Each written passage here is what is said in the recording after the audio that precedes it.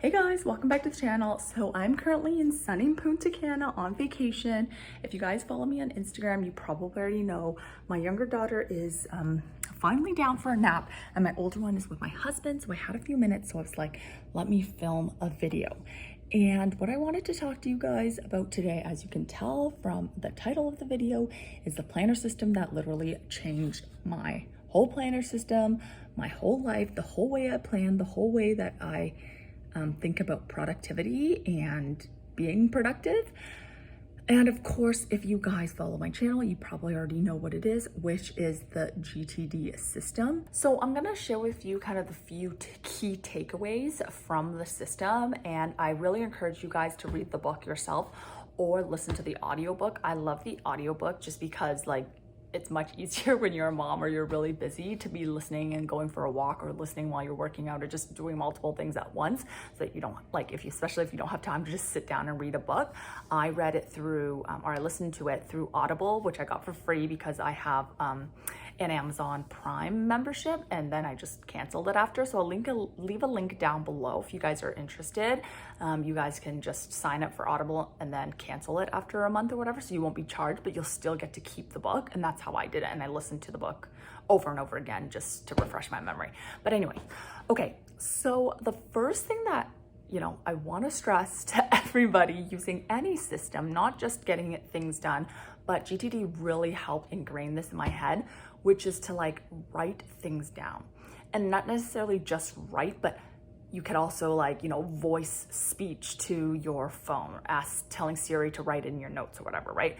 But the concept of listing things down, writing it down, recording it, whatever it is, write it down, get it out of your head. I said multiple times that 60, 70, 80% of planning, possibly more, getting it down and just writing, getting to the habit of writing anything that you think of down.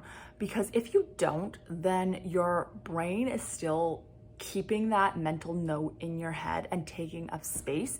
So you feel like you always have to remember it. Subconsciously, you feel like you have to remember it, and it's just taking unnecessary space. David Allen, once said that your brain is meant for computing or processing. It's not a storage unit. So use it for its intended purpose and make sure you write and note everything that you think of down, no matter how small, how big, whatever it is, just write it down. If I got that through everyone's head, I don't know, okay? So writing it down is so key. And there would be times where, when my daughters were younger, it's like, oh my gosh, I'm carrying my daughter. I don't have a pen and paper with me. I can't write it down. And then I forget about it, right? And then it bothers you and then you lose sight of it. So that's why I actually got the Apple Watch, because Siri is on your watch, it's connected to your phone. And so I just tell Siri to make a reminder for me. And that's one of my inboxes, and we'll talk about that next. But that's one of the places that I'll always write things down or write things down to if I don't have a pen and paper and I'm on the go. I'll always have that with me. So I really encourage that you guys have a place where you can always write something down, whether it's a notebook, whether it's a watch, whatever the option is. So that's the first tip, is make sure you write it down. So the second tip that I have is to have a couple key inbox areas.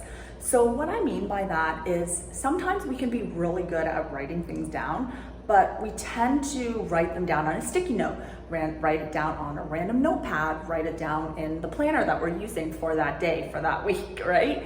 But while it's okay to have more than one spot, like I said, I have my watch or my phone, my reminders is one of my inbox spots for when I'm on the go. Another one is my actual planner.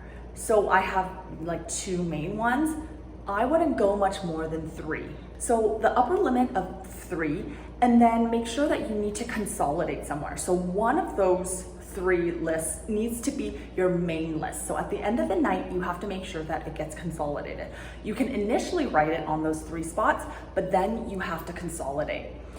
And why you have to consolidate is if you have these 3 lists and none of them are fully complete, then your mind is basically back to square one, where it's thinking, I can't consult any of these because I feel like one might be missing something. So it's important you always consolidate down to 1. Even if you have 3, consolidate down to 1. Okay, so that's tip number 2, and that is really, really important. Before, like I said, I would want to try out multiple planners. I would write my to-do list in one planner, write my to-do list in another planner, and I felt productive at the time, but then I always felt like, for some reason, I still can't relax. Even though I've written to-do lists down and written down what I thought were all my tasks, I feel like I can't relax for some reason. And it was only when, David Allen explained it in his book, that's like, oh my gosh, eureka, that's why. It's because my brain knows that these lists aren't necessarily fully complete and I can't rely on that. So make sure you narrow it down and bring it into one list. Okay, so the next tip or teaching from David Allen that I really took away from his book and I thought was just so smart is the concept of breaking tasks down to one action. So have you ever found where sometimes you have a to-do list and you're just like dreading dealing with anything on the list because it just feels like you're never gonna tick that item off, and like ticking the tasks off like motivates you to continue, right? But you just can never tick anything off the list, right? And so you don't wanna start. And I've definitely had those moments, and it wasn't until he broke it down in his book, talking about how all, items in what he calls as the next action item is something that you are going to perform yourself, but it has to be only a one-step item. So sometimes on your task list, you'll put like plan birthday party. That is not a one-step task. What he means by a one-step task is you're doing like one action. Like, even something as small as booking the mechanic to change your winter tires could be technically not a one-step task, because in a one-step task, you just do the one thing and you're done. It doesn't involve multiple actions. So for example, if you're trying to change your winter tires, but you don't know the mechanic, you need to make an appointment before you can actually go and get them done, that's already multiple steps. Step 1, you have to figure out what mechanic to go to. Step 2, you need to call the mechanic and actually make an appointment. Step 3, you actually have to go to the appointment, and then after you're done with the appointment is when you're actually done. So that's technically a 3-step task, right? So, he says that you need to break those down. So instead of on your list, change winter tires, you would have 1, figure out mechanic. 2, book appointment to change your oils or change your winter tires. 3, go to the appointment. That's what you would have on your next actions lists. Or if you don't want to do it at that time, then you put it into projects, and projects are, more than one task items where you need to maybe set some time to do it, or you just know that, it's not a quick task item, if that makes sense. And by doing that, I just find it really helps you get through your task list, because now you've broken it down to the specific actions that you need to do instead of this huge, basically, a project. I mean, some of those things I wouldn't think of as like a traditional project, like, going to get your winters done or whatever on your car. But if you break it down that way, it'll be so much easier for you to complete the task. Okay, so the next learning that's really related to next actions is breaking or grouping your tasks into groupings that are done with the same tool or in the same environment, I guess is the best way to describe it. For example, if you have a bunch of tasks that need to be done at the computer, well, doesn't it make sense that you would only do those when you're at the computer, so you could pull up that list when you're in front of the computer? Or if you are out and about and, you're passing the post office, you're passing the gas station, you're passing the store, wouldn't it make sense at that time to pull out a list of things to do when you're out of the house? I never thought I would have never ever thought about putting my lists that way. So within your next actions list, in some way, group the items that are done in the same environment or with the same tool. So in my planner inserts, the way I do it in my planner inserts, that means that I have different columns where I do a little tick for if it's an errand and I'm doing it out of the house, if it's something I'm doing in front of my computer, whatever environment I'm in, I know that when I scan the list, then I can just go and look up the items that pertain to that column. But of course, if you're not using that type of inserts, you can always put them on separate lists. But keep them together, or however you want to do it, right? So yeah, that way when you're out and about and you're trying to get something done and you're like, oh, instead of scanning through the list and being like, no, this isn't, something I need to do. No, this isn't something, you can easily identify which are the items that you should do in that environment. That's so genius. Is that not genius? I think he's just a genius. So another thing that I've already kind of alluded to, but I'm just going to reiterate, is that if there's things that are to be done by somebody else or something that's a project, obviously keep those in different lists, right? Don't combine that with your next actions task list or your task list that's meant for yourself, because that's just going to confuse you, and you want to make this as easy and simple as you can, especially when you have a lot of things to do. The last thing you want to do is be scanning things that are for you or are quick to do in the moment, right? So if there's anything that you're waiting on from somebody else, that gets designated as on the waiting on list or the waiting on area. And then the projects, of course, we talked about, which is anything that's more than one step. If you don't want to break it down in your next actions list, then you need to separate that out and put it in a projects list. The whole key, of his system is to make it as easy and efficient as possible to get your tasks done. And if you try it, I really think that he's thought of everything for some reason. Like, it blows my mind in these few categories, he's really been able to cover any scenario that you can think of. At least it has for me. Let me know down below if there's a scenario that you feel like wouldn't work in his system. Okay, so the one last thing that I've really taken away from his system that I actually have never ever thought about was this concept of a someday maybe list. And what that is just sometimes you have these random thoughts in your head that you don't really know what to do with, because it's not something you need to do tomorrow or even next month or even next year.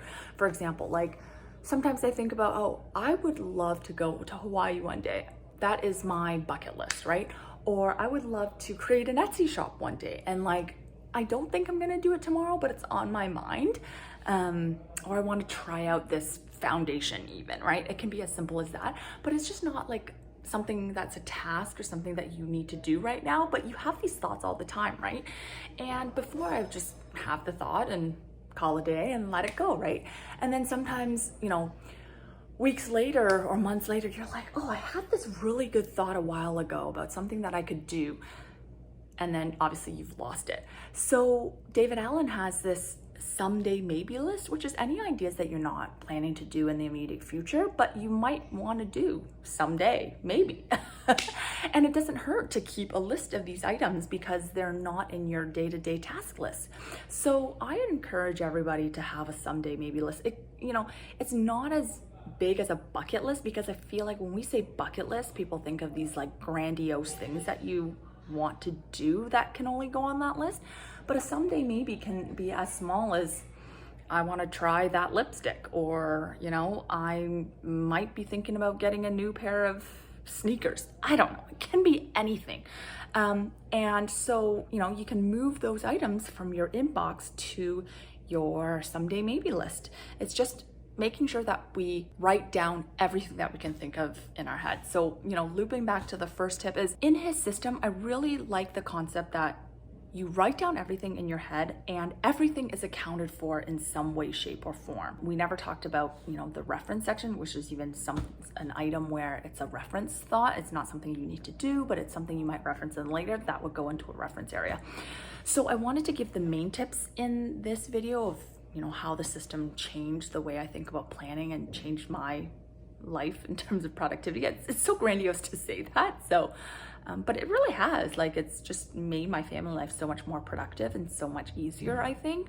So if you guys have never heard of the system, I hope this has piqued your interest. If it has, please check out this video where I show how you can implement it into your paper planner. And then I also have this video over here where you can learn about how to implement that into a digital planner, depending on what form of planning you like to do. So let me know if you guys like this video, what else you guys want to see from me. Thanks so much for watching. If you guys made it all the way here, please comment down below GTD 2023 to start a productive journey in 2023. Thanks so much for watching, and I'll see you guys next time.